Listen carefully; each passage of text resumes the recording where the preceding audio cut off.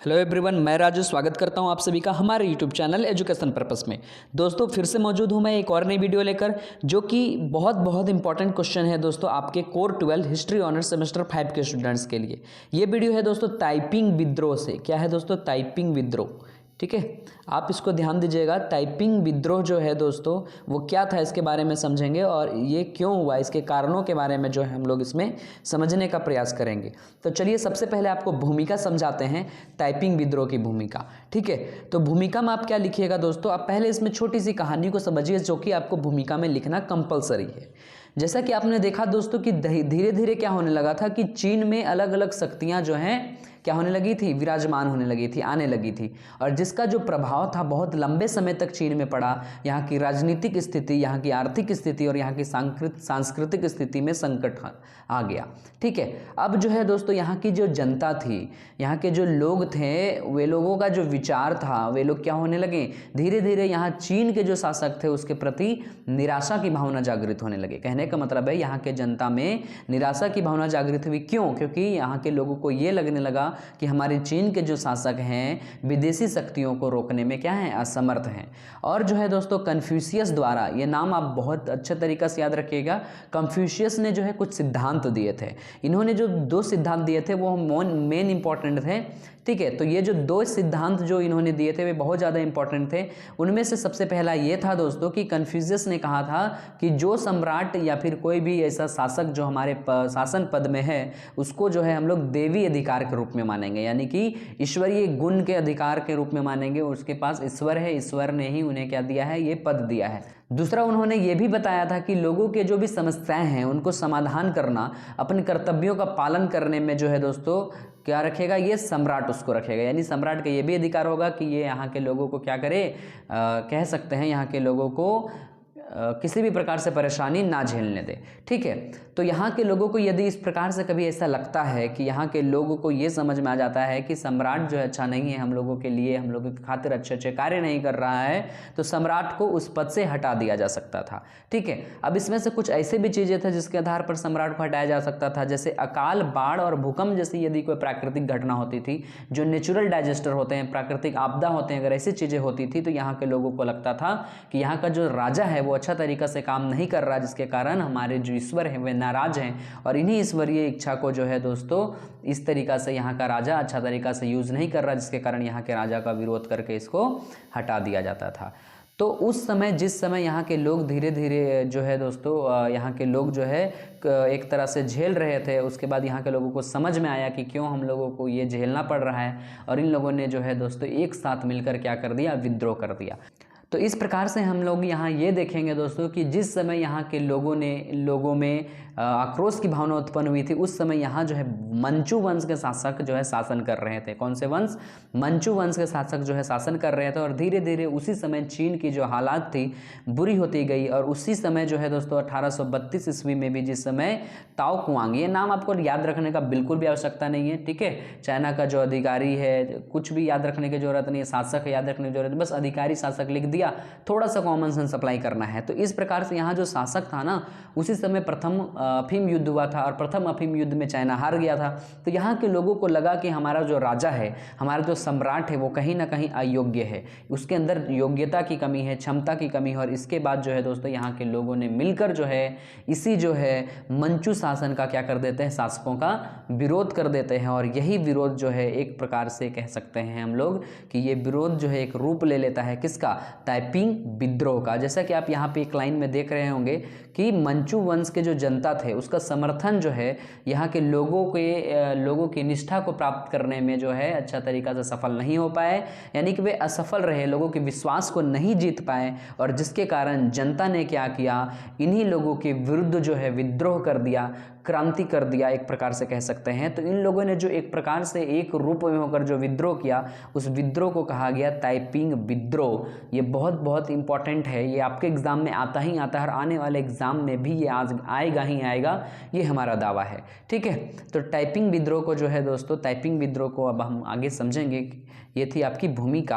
अब आगे इसमें एक और लाइन जोड़ सकते हैं कि चीन में मंचू प्रशासन और विदेशी शक्ति का हस्तक्षेप, यानी एक तो मंचू प्रशासन चल ही रहा था, ऊपर से विदेशियों की भी शक्तियाँ यहाँ पे धीरे धीरे आ रही थी और जिसके कारण यहाँ उपनिवेशवाद हो रहा था, साम्राज्यवाद हो रहा था। तो इसी चीज़ का विरोध करने के लिए यहाँ के लोगों ने क्या किया, अलग अलग विद्रोह किया, जिसमें कुछ विद्रोह को यहाँ नाम यहाँ देख सकते हैं, जैसे ताइपिंग विद्रोह, सुधार आंदोलन, बक्सर विद्रोह, चीन की क्रांति जो 1911 में हुई थी, बहुत ज़्यादा इंपॉर्टेंट है। तो यहाँ की कुछ कुछ टर्म को जो है दोस्तों हम आपको समझाने का प्रयत्न करेंगे। अगले वीडियोज़ में कुछ को समझाने का प्रयत्न करेंगे। इस वीडियो में हम लोग समझेंगे ताइपिंग विद्रोह जो कि स्क्रीन पे आपको दिख रहा है। एक चीज़ मैं आपको और बताना चाहता हूं दोस्तों कि यहाँ पे 2 बुक के जो है प्रिंट जो है यहाँ पे लिए गए हैं। एक बुक है दोस्तों SBPD पब्लिकेशन, ठीक है, और दूसरा है दोस्तों AK मित्तल की बुक से लिया गया है। तो दोनों को कटिंग करके मैंने अलग अलग पॉइंट्स को यहाँ पे अरेंज किया है, जिसको पढ़ने में भी आपको आसानी लगेगा और समझने में तो और भी आसानी लगेगा, क्योंकि अब आपको रटना नहीं है, अब आपको समझना है। तो टाइपिंग विद्रोह की भूमिका को आपने समझा कि यहाँ के लोग जो है एक साथ मिलकर किसका विरोध कर रहे थे, मंचू शासकों का विरोध कर रहे थे, क्योंकि मंचू शासकों के समय में यहाँ के लोग जो है क्या हो रहे थे, धीरे धीरे दबते चले जा रहे थे, विदेशी शक्ति यहाँ आ रहे थे, जिसके कारण यहाँ के लोगों में विरोध की भावना उत्पन्न हुई और यहाँ के लोगों ने विद्रोह कर दिया। अब टाइपिंग विद्रोह के कौन कौन से कारण थे, तो सबसे पहला कारण आप बनाएंगे जो बहुत ही मोस्ट फेवरेबल कारण है यहाँ के लोगों का टाइपिंग विद्रोह करने का, वो था दोस्तों कि चीन में विद्रोह की परंपरा। यहाँ के लोगों में क्या था कि पहले से ही विद्रोह की परंपरा चलती आ रही थी, ठीक है, यानी कि चीन में जो प्रशासनिक अव्यवस्था थी, यहाँ के लोग जो भ्रष्टाचार थे, यहाँ के लोगों में जो असफलता था, इस सब का जो विरोध था पहले से ही चला आ रहा था और जिसके कारण कहीं ना कहीं ये जो परंपरा चली आ रही थी यहाँ के लोगों के मन में घर कर गया था कि जब कोई राजवंश यानी कोई भी राजा यदि शासन करने की शक्ति खो देता है तो ऐसा समझ लेना चाहिए कि ईश्वर ने क्या किया है, अपने अधिकारों को वापस ले लिया है। अब जब ईश्वर ने अपने अधिकारों को वापस ले लिया है तो इनका काम क्या बनता है, चाइना के लोगों का काम क्या बनता है कि ये क्या करे, यहाँ के जो सम्राट है, यहाँ का जो शासक है, उससे उसका अधिकार छीन ले, यानी कहने का मतलब उसका पद छीन ले। और इसी को जो है इन लोगों ने एक रूपता का एक रूप दिया। इसमें बहुत सारे लोगों ने मिलकर एक साथ जो है राजा का विरोध किया और इसी प्रकार से मंचू शासकों का विरोध करना ही टाइपिंग विद्रोह के नाम से जाना जाता है, ठीक है। तो ये सबसे पहला कारण था कि सबसे पहला कारण के बाद अब हम लोग समझेंगे दूसरा कारण। तो दूसरा कारण में आप लिखिएगा परवर्ती मंचू शासकों की दुर्बलता। देखिए पूर्ववर्ती और परवर्ती, सक्सेसर एंड प्रेडेसेसर, इंग्लिश में आप समझें, आप जो है मैथ्स अगर पढ़ते होंगे तो मैथ्स में आपने सुना होगा सक्सेसर और प्रेडेसेसर। सक्सेसर मतलब आगे, ठीक है, एक आगे, और प्रेडेसेसर मतलब पीछे। तो परवर्ती मतलब होता है दोस्तों आगे, ठीक है, यानी कहने का मतलब है इसमें जो मंचू शासक थे, मंचू वंश के जो शासक थे बहुत अच्छे थे, ठीक है, जो शुरू के शासक थे वे इतने अच्छे थे कि कहना ही मुश्किल है। वे अच्छे अच्छे काम करते थे, वे अच्छे योग्य व्यक्ति थे, उनके अंदर अच्छे अच्छे गुण होते थे। लेकिन धीरे धीरे जैसे ही यहाँ के लोग में परिवर्तन आया, यहाँ के नए नए शासक आए, तो उन लोगों में क्या हुआ, उन लोगों में योग्यता का अभाव था। उन लोग जो शासक थे वे अयोग्य थे और इसी अयोग्यता के कारण यहाँ के लोगों ने क्या कर दिया, यहाँ के लोगों ने विद्रोह कर दिया, मंचू शासकों का क्या कर दिया, विद्रोह कर दिया, ठीक है दोस्तों। तो इस प्रकार से हमने देखा कि मंचू शासकों को भगाने की जो है एक प्रकार से रीत चली और इन्हीं लोगों को भगाने के लिए, क्यों, क्योंकि यहाँ के लोगों में अयोग्यता की कमी थी। कौन से लोगों में, परवर्ती मंचू शासकों में, बाद के जो शासक थे वे, ठीक है। तो बाद के शासकों के समय में यहाँ लूट खसोट, ठीक है, ये सब सारी घटनाएं जो है धीरे धीरे क्या होने लगी, धीरे धीरे फैलने लगी थी और जिसके कारण यहाँ के लोगों ने विद्रोह कर दिया। अब आगे एक पॉइंट आप इसी में जोड़ सकते हैं कि जिस प्रकार से यहाँ देखा जा रहा था कि परवर्ती मंचू शासक जो थे ना तो साम्राज्यवादी पिपासा को बचा पाए, यानी कि पिपासा में क्या हुआ था, इसको लूट लिया गया था जो चाइना के अधिकार में था, उसको भी नहीं बचा पाए। इसके अलावा चाइना के लोग जो है धीरे धीरे भ्रष्टाचार, यानी यहाँ के अधिकारी भ्रष्टाचार होते गए और इसी कारण से टाइपिंग विद्रोह हुआ, जो यहाँ का जनसमूह का विद्रोह था, यहाँ के लोगों का विद्रोह था यहाँ के मंचू शासकों के विरुद्ध, ठीक है। अब अगला पॉइंट आप बनाइएगा आंतरिक अव्यवस्था, यानी कि इंटरनल जो यहाँ की कह सकते हैं कि अव्यवस्था थी, पूरी उथल पुथल थी, जिसके कारण यहाँ के लोगों में असंतोष की भावना जागृत हुई। क्या था इसमें, देखिए सिएन फेंग, ये नाम याद रखिएगा, आप नहीं भी याद रखिएगा, हम बार बार बोले, आप कॉमन सेंस अप्लाई करना है, सिंपल से लिखना है कि यहाँ के शासन काल में यहाँ जो शासक था वो बहुत ज़्यादा निर्बल था। अब आपको ये नहीं बताना यहाँ का शासक कौन था, और ये नहीं बताते हुए भी आप नंबर जो है पा सकते हैं अपने एग्जाम में। तो सिंपल सी बात है, जिस समय टाइपिंग विद्रोह हुआ उस समय यहाँ का जो शासक था बहुत ही ज़्यादा निर्बल था, यानी बहुत ही ज़्यादा कमजोर था, और जिसके कारण वो यहाँ के अधिकारी जो हैं भ्रष्ट होते चले गए। क्योंकि यहाँ का मेन लीडर ही यदि निर्बल रहेगा, कमजोर रहेगा, तो उसके नीचे के जो मंत्री रहेंगे, उसके नीचे के जो लीडर रहेंगे, छोटे बड़े जो नेता रहेंगे, वे क्या होंगे, वे एक तरह से क्या हो जाएंगे, घूस लेना चालू कर देंगे, लूट खसोट करना चालू करेंगे, भ्रष्ट हो जाएंगे। और इसी प्रकार से कि धीरे धीरे वे क्या करने लगे, अपने नैतिक कर्तव्यों को भूलने लगे। उनका कर्तव्य, उनका काम क्या है, लोगों के प्रति, जनता के प्रति उनका क्या काम होना चाहिए, इन सभी चीज़ों को वे भूलते चले गए। और जिसके कारण देश में अव्यवस्था और अशांति फैल गई और इसके कारण यहाँ के लोग एकजुट हुए और यहाँ के लोगों ने विद्रोह कर दिया, जो कि ताइपिंग विद्रोह के नाम से जाना गया। सिंपल, ठीक है। तो इस प्रकार से हम लोग देखेंगे कि अगला पॉइंट अब हम लोग देखेंगे सामाजिक और आर्थिक असंतोष। ये आंतरिक अव्यवस्था से मिलता जुलता है, तो सामाजिक और आर्थिक असंतोष को थोड़ा बड़ा करके हम लोग लिखेंगे। तो इसमें आपको लिखिएगा क्या कि जिस प्रकार से चाइना के लोगों की जो स्थिति थी धीरे धीरे जो है जर्जर होती गई, तो इसकी स्थिति जैसे जैसे कमजोर होती गई ना, तो इसके कारण यहाँ के समाज, यहाँ के जो आर्थिक अव्यवस्था थी, ये सब भी क्या होने लगे, धीरे धीरे ढील होने लगे, इन लोगों में कमजोर होने लगे। और जिसके कारण यहाँ के लोग जो है दो वर्गों में बट गए। कहने का मतलब है जिस समय ताइपिंग विद्रोह हुआ ना चीन में, तो उस समय मूलतः यहाँ दो वर्ग हुआ करते थे, एक था प्रथम वर्ग और दूसरा था द्वितीय वर्ग। अब प्रथम वर्ग में कौन आता था, प्रथम वर्ग में आते थे निर्धन यानी गरीब लोग, किसान लोग, ठीक है, और निर्धन ग्रामीण लोग आते थे। और द्वितीय वर्ग में आते थे बड़े बड़े अधिकारी लोग। तो बड़े बड़े अधिकारियों ने क्या कर दिया, द्वितीय वर्ग के लोग क्या करते थे, प्रथम वर्ग यानी जिसमें छोटे छोटे किसान आते थे, उनके ऊपर शोषण करना चालू कर दिया। और जिसके विरोध में इन लोगों ने ताइपिंग विद्रोह किया, क्योंकि ये लोग क्या कर रहे थे, धीरे धीरे प्रथम वर्ग को दबाने कुचलने की कोशिश कर रहे थे।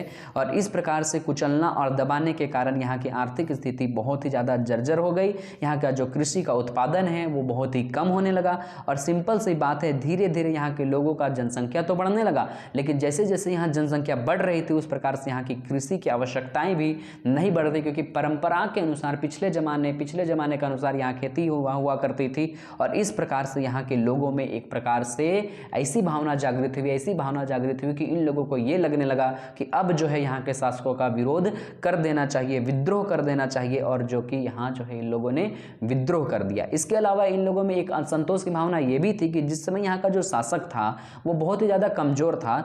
अगर वो कमजोर ना होता तो नानकिन की संधि जैसे चीज़ें आती ही नहीं, प्रथम अफीम युद्ध, द्वितीय अफीम युद्ध को इसको हारना ही नहीं पड़ता। यानी कहने का मतलब यहाँ के शासक धीरे धीरे कमजोर होते जा रहे थे, और या तो कह सकते कमजोर थे, जिसके कारण चाइना को इन सभी युद्धों से हाथ धोना पड़ा। और यहाँ के लोगों को ये समझ में आ गया कि यहाँ के जो शासक हैं हमारी कोई भी मदद नहीं करने वाले हैं। तो फिर लास्ट में क्या करते हैं, ये कर लेना चालू करते हैं, ऋण लेना चालू करते हैं। और ऋण जो है लेते तो हैं, लेकिन कृषि उत्पादन सही ढंग से नहीं हो पाता है, जिसके कारण ऋण को भी अच्छे तरीक़ा से नहीं चुका पाते हैं और ये निराश हो जाते हैं। और अंततः ये लोग मिलकर क्या कर देते हैं, विद्रोह कर देते हैं।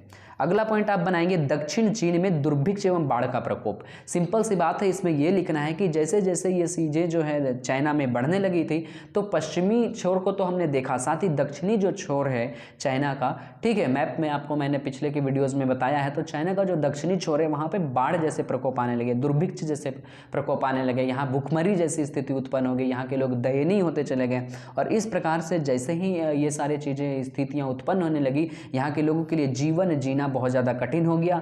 यहाँ के लोग जो है जीवन जीने जैसे चीज़ों को नहीं जी पा रहे थे, और यहाँ के लोगों ने इसी कारण से असंतोष का भावना पैदा हुआ और यहाँ के लोगों ने विद्रोह कर दिया।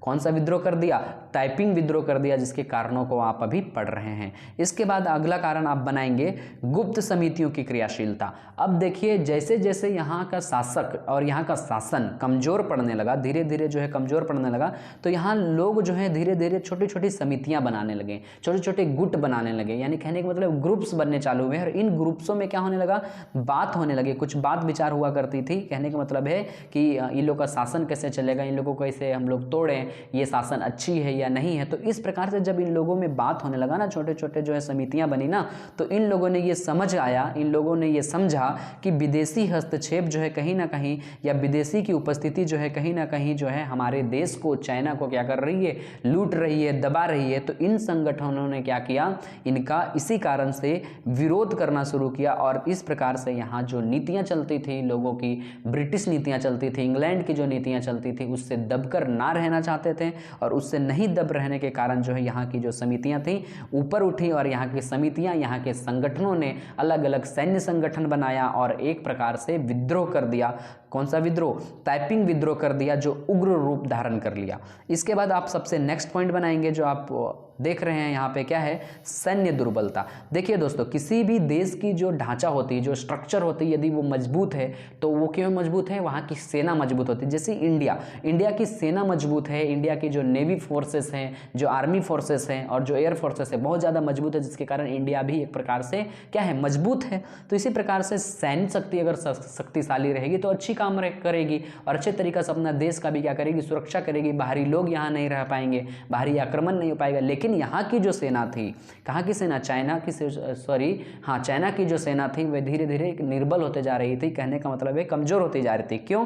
क्योंकि मंचू जो शासन काल चल रहा था, मंचू शासन काल में यहाँ के लोग जो हैं जिस प्रकार से सेना को चुनते थे, सेना में कौन होता था? मजदूर लोगों को चुन लेते थे, क्योंकि उन लोगों को पता था कि मजदूर को काम दे दो, पैसा नहीं दो, कोई मतलब नहीं है। तो मजदूर लोगों को चुनते थे जो कि क्या थे? एक प्रकार से वो फिट नहीं रहते थे, और फिट नहीं रहते थे उनके अंदर कार्य कुशलता की कमी थी। इसके अलावा यहाँ जो है सैन्य संगठन धीरे धीरे भ्रष्टाचार के रूप में जो है उभरते हुए सामने आया, और इसी कारण से यहाँ जो है यहाँ की जो सेना है धीरे धीरे कमजोर होती चली गई। और इसी कमजोर सेना के कारण यहाँ के लोगों में आक्रोश पैदा हुआ। यहाँ के लोगों को समझ में आया कि हमारी सेना हमारी कह सकते हैं हमारी बाउंड्री की रक्षा नहीं कर सकती है, बाहरी आक्रमण से रक्षा नहीं कर सकती है, और जिसके कारण यहाँ के लोगों ने विद्रोह कर दिया।